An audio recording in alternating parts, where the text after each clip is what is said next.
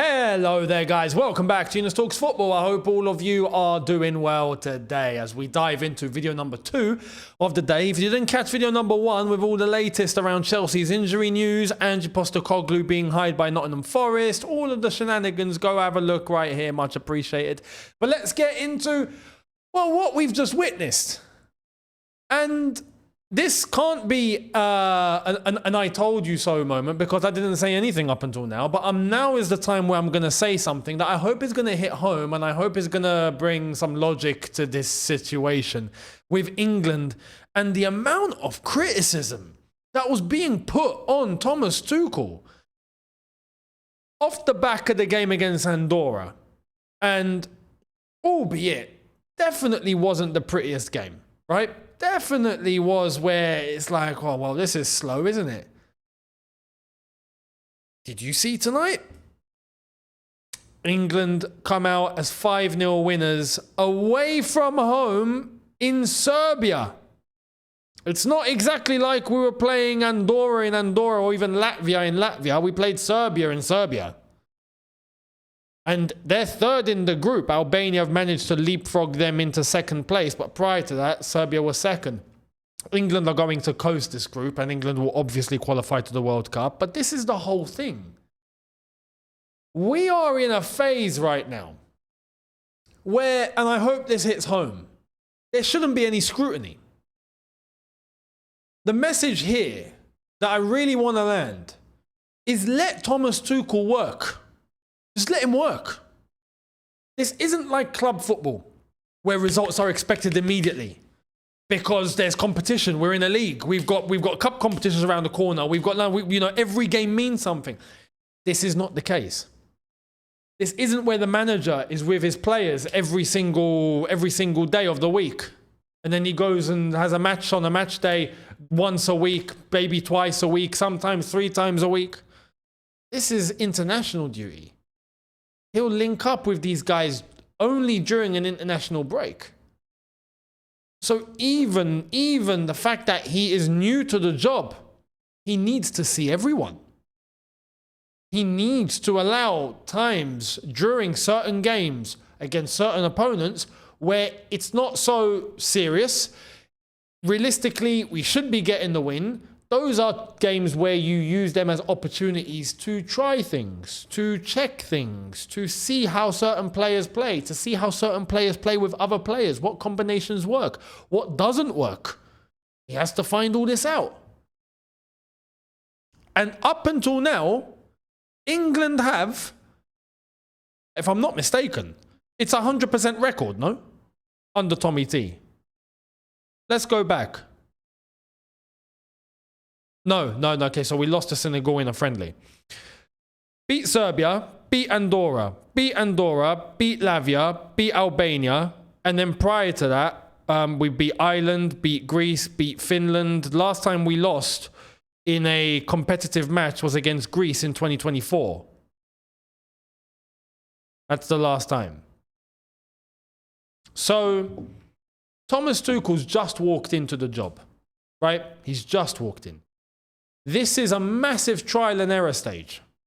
But trial and error, whilst also making sure we need to get the result. This isn't a thing of just let loose completely. It's like, no, we will try within our constraints. He needs to learn, he needs to discover, he needs to find things out, he needs to know who works with who doesn't work with who, whilst at the same time protecting the result. And that is exactly what he's done. So off the bat of the Andorra game, even though we won that, yes, it was very flat game. But the flipping that the entire, I mean, I'm not even in London at the moment. I'm not even in the UK. I felt it. Like flipping out. There's been an onslaught here.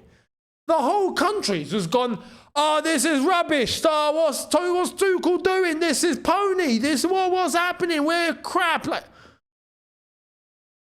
calma. Chill. Take a chill pill. The scrutiny shouldn't begin until we actually play at the 2026 World Cup. Because that's where it matters. That is the moment where we are looking and going, okay, we have to win. I don't care how. I don't care like how is this going to be done. We need to win this. We have to. Because if we don't, we get sent home. And that is where the team has to prove themselves. Thomas Tuchel has to prove himself. Everyone has to prove themselves with that pressure in that moment that they can handle it and they can go all the way. That's where the scrutiny is. The scrutiny isn't in a normal flipping qualifier against Andorra, where there's also another factor at play, which we have to acknowledge. And this isn't just exclusive to England. This is everybody because of the way that football's running at the moment. You don't think players are scared of injuries? You think players are given 100%? No chance. All of them are given maybe 80 tops. Because they all know in the back of their heads, I don't want to get hurt. I don't want to get injured. On top of that, the World Cup isn't that far away. It's less than a calendar year. Think anyone's going to really, really risk it? No, they'll give what they feel like they have to. The results in the bag, cool, I'm going to call off. So do you think you're going to be getting like absolute top tier performances? No. Tonight, against Serbia, I don't think we're going to get a batter criticism. Not a peep out of anyone. And it's not for the sake of just criticism. It's about the logic, right? If this was club football, yeah, cool, absolutely. If you feel like, well, no, what are we doing? Is that what's actually being done here? Is this good? This is not good. This is flat. This is a bit boring. This is a bit dead. Are we certain to be able to keep going on like this? Is this going to continue to work? It's going to fall at some point. You can ask all these questions, but international duty. England like this, in this group where we are so far ahead and there's basically no pressure and Thomas Tuchel's got to discover and work on a lot of things, let the geezer work. Let him work. There's absolutely no reason to pile on absolutely unnecessary pressure for what? Oh, because the game against Andorra was a little bit flat. Relax. Like it wasn't under Southgate. Let's go back. What were those qualifiers under Southgate about? What were those games under Southgate about? We all remember, bloody hell, snooze fest doesn't describe it enough. But what happened? And I wasn't an advocate of Gareth Southgate, but when it came to competition time, we were playing finals. And that's with Southgate. Which we have to continue to mark the point. Because correctly, the scrutiny for Southgate was made based on his tournament form. That's correct. So going to the semi-final and then falling in the way that we did, because it's like we chose not to get on the front foot. We chose to retreat. Get into the final and losing at Wembley because we chose to retreat. Get into the final against Spain and then we hesitate, we try and defend, we're scared, and then when we concede, we go all guns blazing and we score. And then the moment we do, no, retreat again. That was Southgate, and that was our problem with him. But that was based on our form during tournament football. That's correct. But a bunch of qualifiers, especially, at least if Tuchel's been here for 2 years, Tuchel's just walked through the door. Let the guy work. And I say this and I stress this, let the guy work. Why? Because he's a fantastic tournament manager. This guy, when it comes to tournaments, he knows exactly what he's doing. Just follow his lead. Just follow his lead. He will get you to finals. He will get you in a frame of mind to go out there and win finals. He's proven and tested and he's done it before. We know this better than anyone. So let's just have some cool heads. Yeah? Have some cool heads. It's funny. We saw off the back of the Andorra result what was being said and what was being done. And today we go to Serbia. We smash them 5-0, albeit they went down to 10 men in the 70th minute or so. But the game was wrapped up by that point. We're not going to hear anything today. And correctly so. There's no need for it. But there isn't any need for it at all during the qualifiers. We're going to qualify. Cool. Now let's get to tournament football. Let's allow Thomas Tuchel to experiment, work with the players that he chooses, even when it comes to selection. Let him get on with it. Because the most important thing is who is he going to select when it comes to the World Cup. That's going to be the most important selection. In terms of performances, the World Cup, That's going to be the most important time to judge the performances. The results, the World Cup, is going to be the time to judge the most important results. It's not going to be now. Let the guy pick who he wants, try what he wants, test what he wants, find out what he wants, discover what he wants, discover what he needs, work how he needs to, and let the geezer do his job. Once he gets to the World Cup, we can see what he's delivered. But up until that point, all of this is preparation. All of this is prep. So there's no need for any scrutiny. I hope that's hit home. I do want to say, on the back off the back of tonight against Serbia, some performances, especially, I mean, Harry Kane tonight, brilliant. Absolutely brilliant. Phenomenal header as well. Beautiful finish. Fantastic. Madueke deserves a lot of praise tonight. But again, and this is coming from me as a Chelsea fan, I'm not surprised. Yeah, I'm not surprised. This is Madueke's one game where he shines.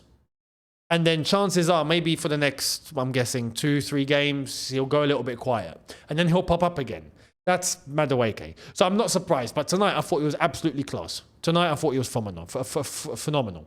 Brilliant. So much energy. Was running into channels beautifully. He was getting around defenders very, very easily. He was using a lot of skill. Great finish from him as well. Morgan Rogers, I thought, was class. Morgan Rogers, especially with the feed to Madueke, I thought was sensational. But he looked very, very comfortable. I think overall our attack were quite comfortable. Serbia didn't defend as well as they needed to. And then the rest of the goals, Mark Gurhey, Konsa, good on them. Very happy they got on the score sheet, especially for England. Fantastic. Very happy for them. And even Marcus Rashford scoring a penalty. Marcus Rashford has scored for England. That's something I honestly thought at one point I just wouldn't say again. But here we are. And even in terms of the selection, we saw Reece James and how well he played tonight. But Reece James, I'm very glad he got taken off in the way that he got taken off because, if it was up to me, he wouldn't play. But for England, he's got to play. He has to play. And big up to Thomas Tuchel. He has to pick him. But I thought he was fantastic as well. It's nice to see Reece James in that old school traditional right back role. Because for Tommy T, he does that. It's not like at Chelsea where we find him inverting or we find him just sitting back, not really bombing forward as much, or he approaches the halfway line, then tucks into midfield. For England, it's just up, down, cross, up, down, cross, get back, tackle, done. That's it. That's the job of a fullback. So really good to see because he looks super comfortable there as well. We saw a couple of performances from Spence. Even there's a couple of guys that, this is an example. People will go, why is Henderson in the squad? There's a reason why Henderson is in the squad. There's a reason. And he was brought on late, right, with 10 minutes or so to go. But for the dynamic of the group, you need an old head. And that's one of the old heads. Henderson, they say, I'm not a Liverpool fan, so I don't know what he was like when he was at Liverpool and whatnot in terms of behind the scenes. But what word on the street, should we say, is that he's actually a really good leader. And he's someone that is able to steer the team together on the back end. Right? You used to be able to do it on the pitch pretty well, but I think on the pitch he's reached a point now where it's kind of limited, right? And he's on the decline and we know that. But for what he brings to the England squad, just by his presence, is important. Especially for the young lot that are making their way through. We have to acknowledge that. There were players today that have been selected. They're in the squad. Gibbs White, Loftus-Cheek. These are names that I think are important to mention. Dan Burn, even Eze, right? Kwanzaa. These are all guys that are going to be learning and picking things up, even in training when it comes to players like Henderson, Harry Kane, the older lot. So it's important to have a bit of that balance in the squad. But the ones that played. Some of them played really well tonight. Very, very happy to see. Good performance overall. Serbia basically folded. I was surprised with Petrovic. I expected a bit better from him. He didn't play well at all today, considering that normally he's able to throw himself pretty well. He made a couple of clangers. So there's that. But great result away from home. Fantastic. And like I just want to say, the message here is let England work. Let Thomas Tuchel work specifically. He's only just walked through the door. Let him get on with his job. And then when it comes to the 2026 World Cup, everyone can come out all guns blazing at that point, because at that point, you would be correct to do so. 100%. And I will too. And this is Tommy T. We have great history of Tommy T. He won us a Champions League. So much so, we got 2 of them. But when it comes to this, Let the man cook. Let him work. Let's get to the World Cup, and then we'll see what the result's going to be. Now, if the result is poor at the World Cup, at that point, you'll be hearing it from me.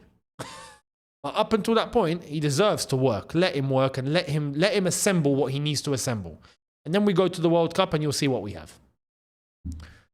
Let's wait and see. Let me know your thoughts down below on this performance. There were some other freak results at internationals today. I know Norway destroyed Moldova 11-1. So that was fun. And aside from that, we had a couple of shocks in Africa. Cape Verde have qualified. Unbelievable. Very happy for them. Congratulations to Cape Verde. Very, very good, underrated team. France managed to beat Iceland 2-1 in their qualifier despite going down to 10 men. Nigeria in Africa as well are on the brink. Egypt missed out on qualifying today but have the chance to do it in the next match day. Apart from that, everything is basically pretty cushy. Portugal beat Hungary 3-2. And aside from that, no real freak results really. So that's international break finally done and dusted. Bring back club football. Let me know your thoughts down below. Much appreciated. Subscribe, notification bell on, and I'll catch all of you tomorrow for a couple of new ones. I'll see you then. Have a good one, people. Look after yourself. See you tomorrow. Take care and peace.